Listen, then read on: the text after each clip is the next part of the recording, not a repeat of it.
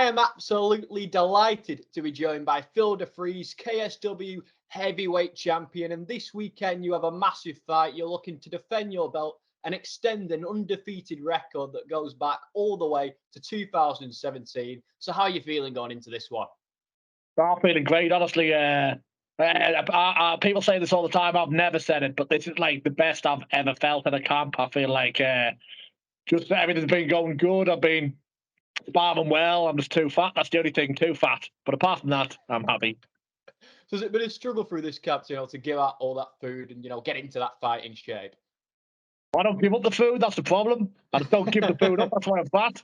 I just, I do train. I train hard, and well, I just love my food and my beers on the weekend. But I'll make the weight easy enough.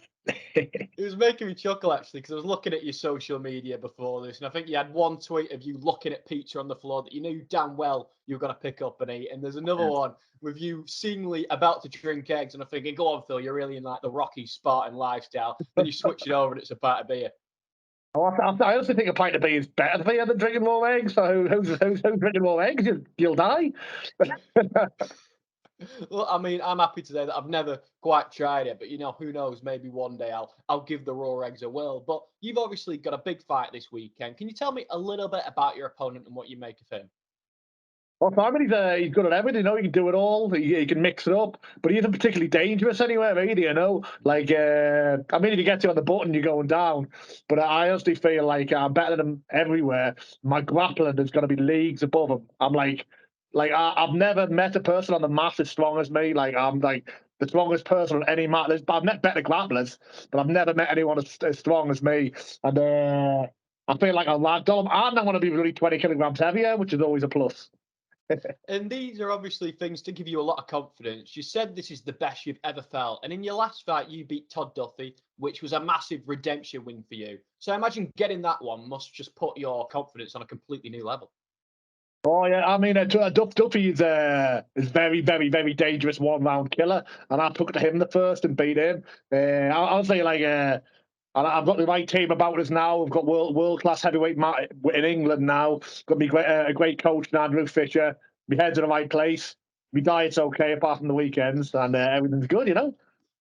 And the fact that you're fighting in Poland, it must be pretty incredible for you. I spoke to Scott Askham a few weeks ago before he fought in KSW, and he was saying that the fans over here absolutely adore him. They're fight mad. As he's coming through the airport, people are trying to take pictures. As he's in the local shop, people are pestering for pictures. Have you experienced a similar thing? Oh yeah, it's great. It's like I would hate to be famous, full-time famous. I think it would drive me insane, I'm quite a private person, but it's nice to just be famous when you go on holiday and when you go away fight. Oh, I'm famous now, yeah, this is great. Bit of an ego trip. It's dead nice as well, meeting people, taking photos, but it's also nice to get left alone with it. So I go home like a little bit well known and come here to be famous, Yeah. So I imagine they love you in the lead up, but on the night, you're obviously, I mean, it must be getting under their skin a little bit because you've been beating their best fighters for almost a decade now. So what's it like when you go out to the cage? What's the response they give you? No, I think they're warming to me now. I think I handled myself well. I'm respectful. Most of the Polish love beers too. I think I'm developing my fan base. I don't feel any animosity. And I love it. I slap loads of hands on the way in. I think they're warming to us. I'm starting to learn Polish now. I want to be honorary Pole soon. Have you got any sort of Polish sentences you can give me? I don't. I give it up like 6 weeks ago, but I'll do. Okay. I think the ones I did. Me, Luby, Fixture, Herbata, for Snadania, that's tea for breakfast. You put me on the spot. Nie rozumiem po polsku. I don't understand Polish. Japan, rozumiem angielsku. Do you speak English? It's coming back, but the last few weeks of camp, I can't be bothered. I was doing like an hour a day, but I'm not too tired towards the end of camp. But next fight, I'm going to be speaking Polish. That'll be like in 5-6 months. I am going to speak. Well, I can get by in the shops now a little bit now, just not when I'm on the spot. Well, hopefully, Phil, the next time I interview you ahead of your next title defense, we can have a full conversation in Polish. I'll try and learn it as well, and we'll try and do an interview. Oh, definitely. Why not? And I know something that you're focusing on is a crossover fight. You've been targeting the Bellator champion. I know that Ryan Bader's got the belt right now, and I think you've spoken about potential matchups with the PFL champ, with the One Championship champion. Are you looking forward to potential matchups like that? Because I know that they'd excite the fans.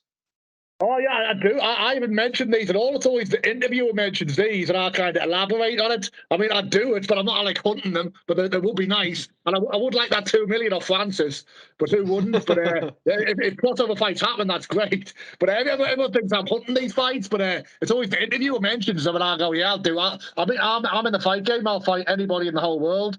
So I like just put a name there, and I'll fight them. You know.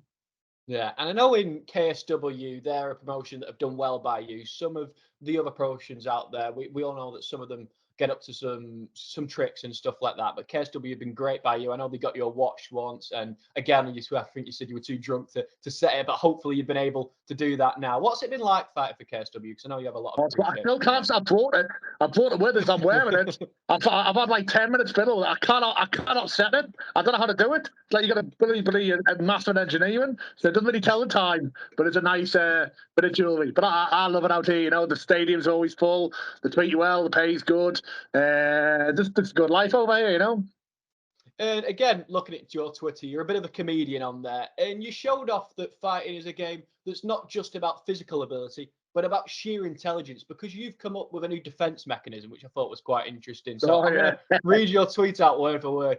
Okay, I spend the next 3 years stretching my ball sack progressively larger discs. As I walk to the octagon, I pull my giant sack over my head, making all strikes against me illegal, and thus becoming a pound for pound guard. For me, Phil, he's genius. Oh yeah, I mean, why not? Why can't you do that? You know, who's to say what you can and can't do? Well, somebody actually went, well, how are you going to defend leg attacks about elongated foreskin? And that like really took off as well. So everyone was saying like every time somebody likes this thing, it pops on my Twitter, elongated foreskin. Quite funny. Yeah, I quite like it. Yeah, try and have fun where I can. You know, you've got to laugh sometimes. Absolutely. And can you tell me a little bit about your start in MMA? Obviously, coming from Sunderland, how did it all come together for you? How are you in this position now?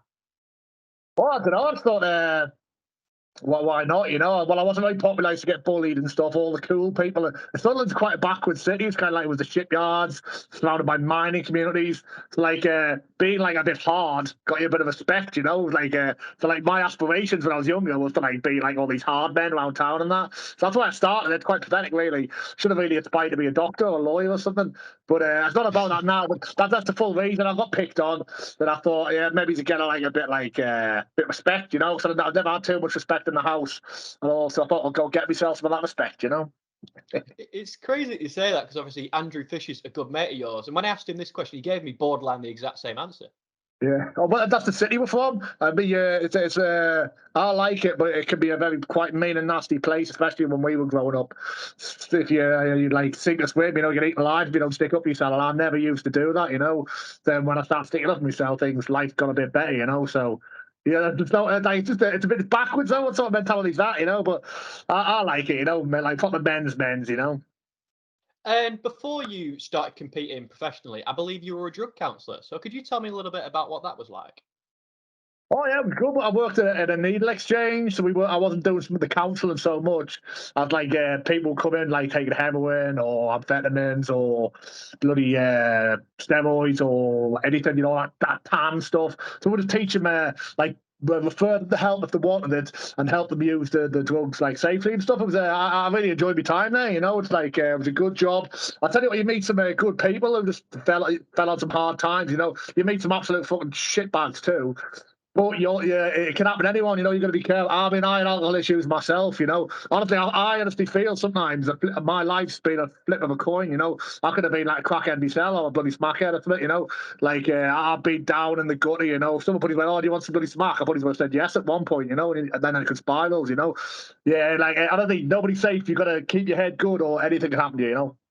It's incredible you say that, obviously, that this could have happened to you, but in a complete juxtaposition, you're now at the pinnacle of the sport, defending your belt in KSW, one of the most successful fighters in the history of that organization. What do you make of the legacy that you've left?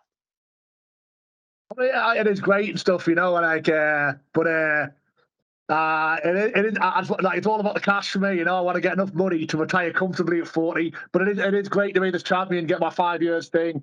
But I'm quite concentrated on the cash. But it would be nice to be champion 10 years, you know, so we'll see what they'll get me for 10 years. Well, Phil, I'd like to thank you so much for talking to me today. I've had a lot of fun on this interview, so I appreciate you for that. But before I let you go, is there anything that you would like to add that I potentially haven't asked you about, and anybody you'd like to shout out? Right. No, actually. No.